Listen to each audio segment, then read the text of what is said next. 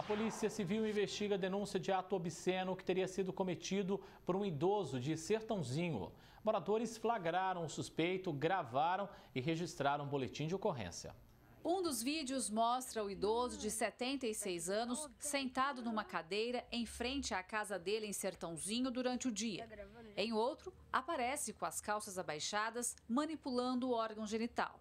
O caso foi presenciado por crianças que estavam próximas. O pai de uma delas foi tirar satisfações com o senhor, que disse que era brincadeira. Pra criança, ô pilantra, seu safado. Aí, tá de brincadeira, rapaz? Vai, some daqui. As pessoas que viram a cena acionaram a Guarda Civil e registraram um boletim de ocorrência.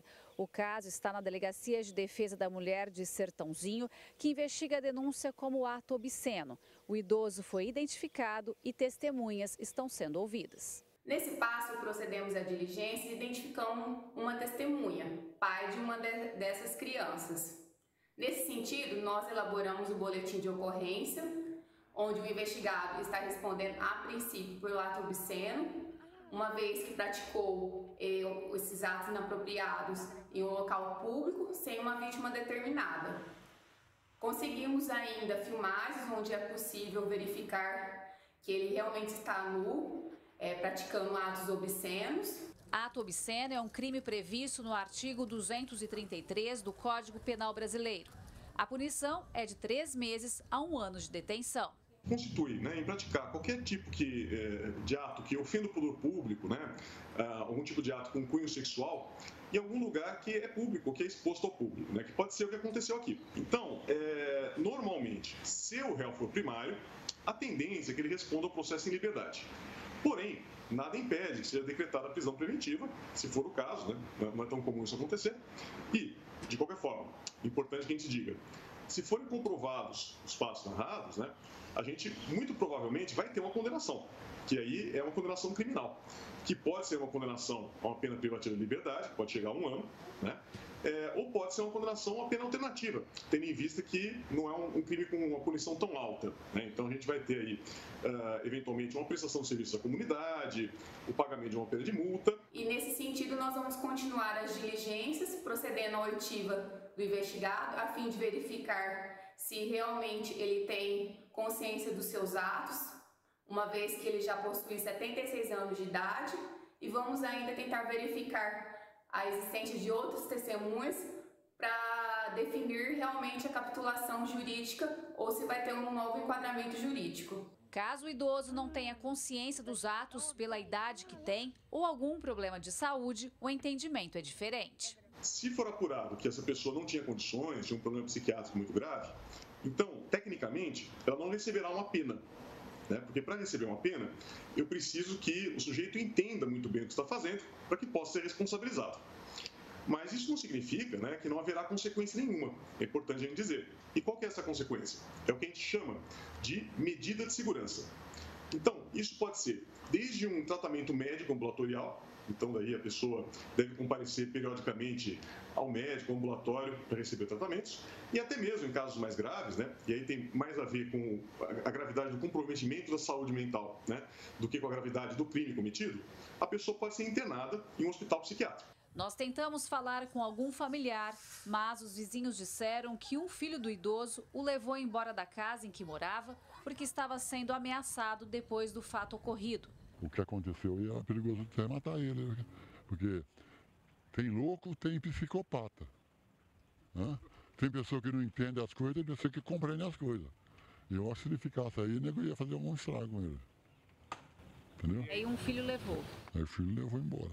Este aposentado, que não quis ser identificado, cuidou do homem durante cerca de 4 anos e conta que ele não estava bem de saúde física e mental. Levava no médico, levava para tirar exame de sangue, de urina, em laboratório. Eu dava leite, eu dava café de manhã, eu dava pão, eu fazia tudo que uma banana, uma vitamina que eu podia fazer para ele, eu fazia. Ele só não comia, faz 3 anos que ele não come. A minha mulher faz lasanha, essas coisas, o macarronado. Nem para ele primeiro não dava para ele primeiro, mas chegava lá, estava tudo estragado, ele não comia. Gislene Lopes, de Sertãozinho, para o Jornal da Clube. A nossa produção não conseguiu contato com o filho do idoso. E para repercutir mais toda essa situação, recebemos no canal digital da Clube, doutora Gisele da Costa, advogada.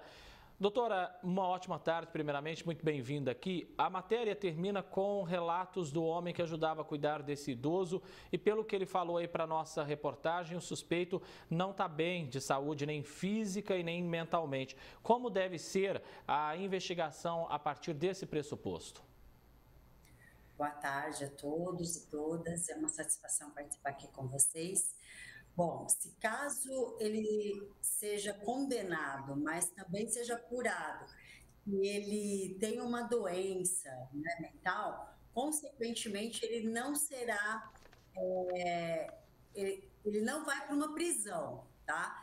Ele possivelmente deve ser considerado inimputável, que a gente fala, e sendo considerado inimputável, ele pode ser encaminhado para um hospital psiquiátrico ou para um hospital de custódia.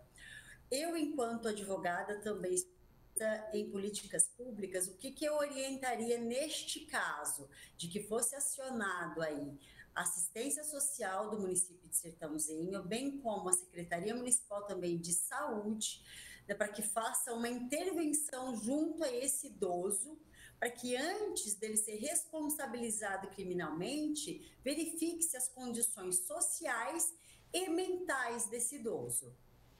Bem, é um caso de fato muito complexo, doutora, porque de um lado nós temos aí um idoso, né, que pode sofrer sim de uma doença mental. Do outro lado a gente tem a parte das crianças que presenciaram essas cenas de ato obsceno, dos pais que estão revoltados. Como é que a gente lida com toda essa situação? Como é que a gente interpreta tudo isso? A gente tem que pensar que o envelhecimento é uma responsabilidade da sociedade como um todo. É o que está previsto na Política Nacional do Idoso, é uma das diretrizes da Política Nacional do Idoso. Então, observando, né, se ele tem uma doença mental, então é uma responsabilidade da sociedade, é uma responsabilidade da família e é uma responsabilidade do Estado atender esse idoso para que ele tenha aí o envelhecimento de forma digna e com bem-estar. É muito assustador, às vezes, ou até mesmo as famílias que de alguma forma presenciaram essa situação do ato obsceno com as suas crianças. Contudo, a gente precisa também olhar para esse idoso. Você vê que ele morava sozinho, né? O filho só foi acolhê-lo depois dessa denúncia.